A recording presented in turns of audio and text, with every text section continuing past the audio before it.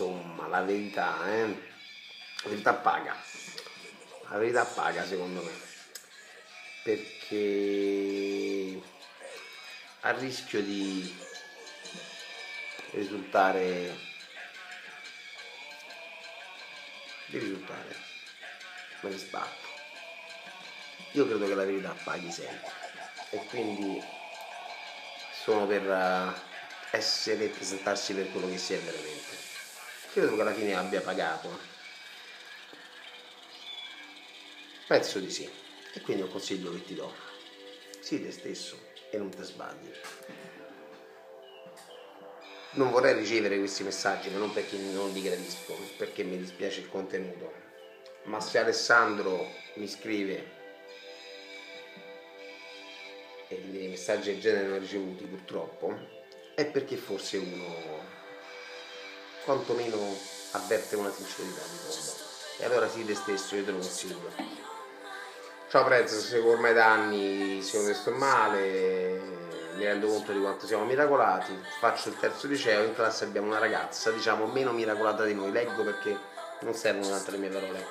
Alessandro, e lo ringrazio, perché sono belle cose, non gesti, sono belle sensazioni, sono belle emozioni, sono bel core, c'è un bel core, e chiede col core tutto e niente, perché tanto è sempre lui è quello bravo, quello che sta a qualche piano più alto che decide.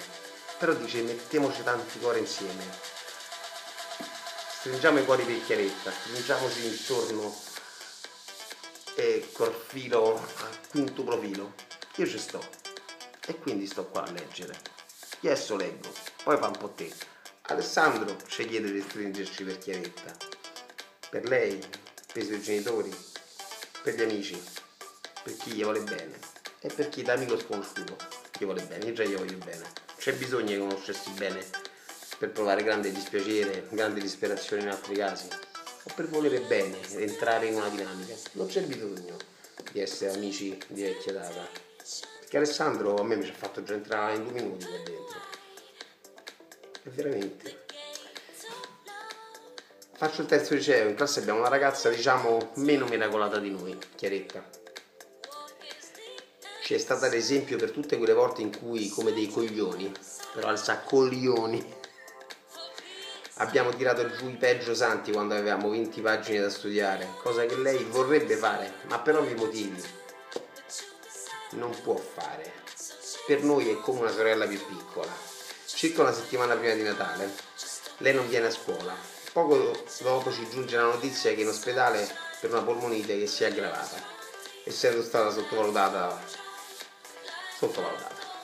A Natale arriva una speranza, un regalo, ci dicono, che in seguito a un'operazione riuscita bene i valori si stanno ristabilizzando. Un po' di serenità per lei, per gli amici, per i genitori, per la famiglia. Dopo le vacanze tutto ok, man mano migliora. Ieri ci dicono che Chiara si deve operare di nuovo. Ovviamente speravamo bene, sapevamo che sarebbe andato tutto bene. Mai mi sarei aspettato di doverti scrivere questo messaggio. Le condizioni di Chiara sono molto critiche. Oggi sono andato a scuola. Per me thank God it's Saturday, grande Ale.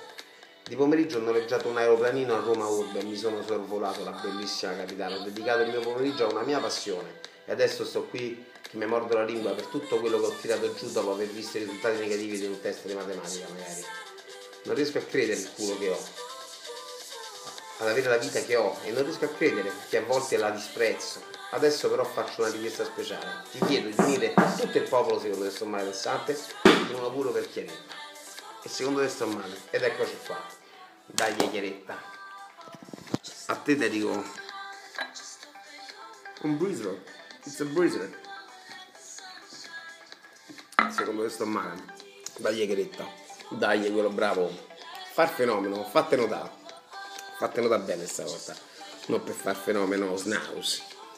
Io ti dico, se sei secondo te sto male pensante, a modo tuo, fate sentire vicino a Chiaretta.